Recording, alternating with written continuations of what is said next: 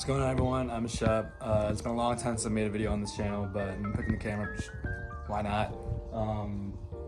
I gotta do some maintenance on my axolotl tank. So I've been in college, and my brother and my mom have been taking care of any of the animals I got. And I've never made a video about this 55-gallon axolotl setup. So I just have them do like a small water change and stuff like that, and change the filter cartridges. I'm gonna like scrub the glass and do some vacuuming and stuff like that, like the actual gunk and whatever. So I'm just gonna like take a video of me doing that, like a time lapse, and then while that's happening, I'm gonna do a voiceover talking about like axolotls and caring for them and stuff. And then we'll just do some clips of it after it's cleaned. So yeah. So this 55-gallon aquarium houses 2 fully grown axolotls. The rule of thumb is that for 2 fully grown axolotls, you can maybe put them in a 25 or 30 gallon, add 10 gallons for every axolotl you put in there if you're gonna keep more than one.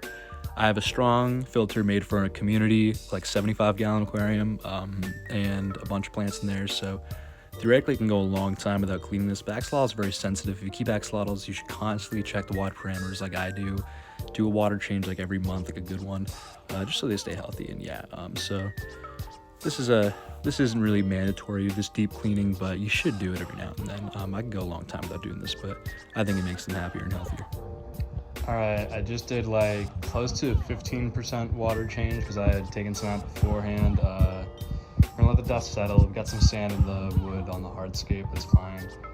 Then we've got some good clips. So I think I see, I don't know. Yeah, but there they are. It's a little cloudy. Their tails are turned because they're stressed out because not a lot of people invade their space like this. They don't like cleaning at all. But yeah, just give a few minutes. While we're waiting for that, I'm just going to show you something real quick. So here's John, but what I want to show you is this right here. This I am taking back to college with me. We're going to set up a small planted micro tank in my dorm. That toothbrush is in there for cleaning purposes. I'm going back to college on Sunday, so stay tuned. That's one of the reasons I'm making this video today, just so I can, like, I don't know, just show that there's another video that's going to be made. But I'm setting up a dorm tank. I think that's a cool idea. I'm in a suite with 4 roommates, so it should be fun. I'm gonna kind of introduce them to aquascaping. It's gonna be cool. So yeah, stay tuned for that.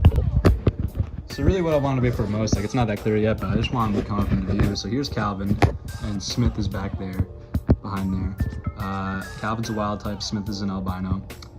I've had them since 2017. I've had 4 axolotls in my lifetime. These were the first 2 that I've ever taken care of. My dog's barking, sorry about that. What is it? What is it, guys? They can normally tell when people are in the room, which is pretty funny.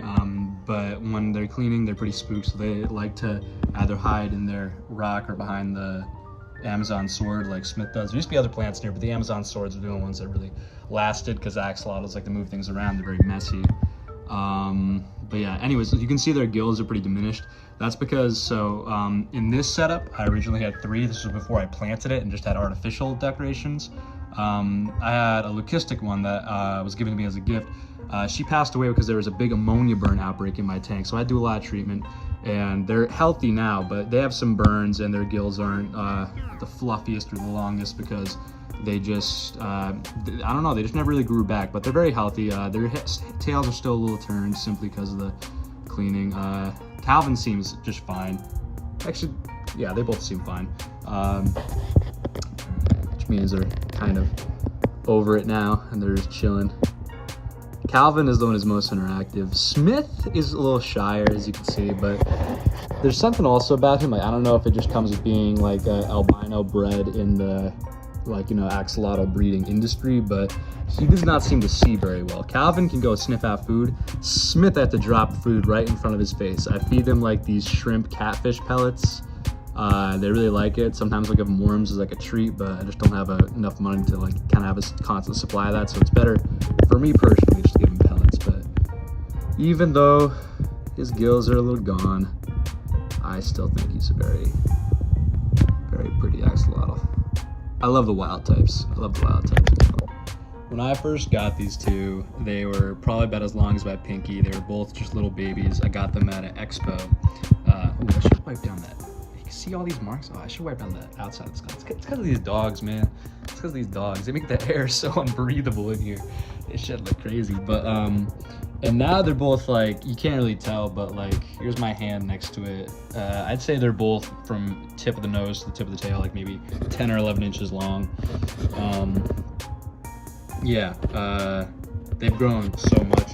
They do most of that growth in the first 2 years. I don't think they've probably grown that much more in the first 2 years. They used to live together in a 20-gallon, then I upgraded to this fit 5-gallon with the artificial stuff. And I think this has been planted for maybe, I don't know, 2-3 years now. Did it like junior or senior year of high school, so it's been a long time.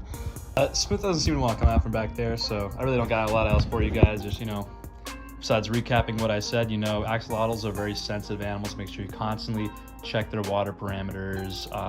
They need space.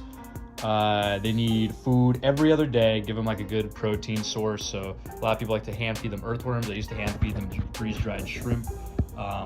Also, another important thing, a good cover is good, because even though they're not the jumpiest animals, they're pretty docile. They have been known to jump, and they can jump pretty far and pretty high. Yeah, the lighting is optimal, I've heard, but the lighting here is more for these Amazon sword plants and the other plants that used to be in here. But yeah, so hope you guys enjoyed the video. Hope you learned something. Hope you like my setup. Maybe I could comment down below if you want me to like replant this at some point, because I'm not super satisfied with these two Amazon swords just kind of sitting there all algae covered. But yeah, tune in for the next video where I set up a planted aquarium in my dorm, and I will catch you guys later.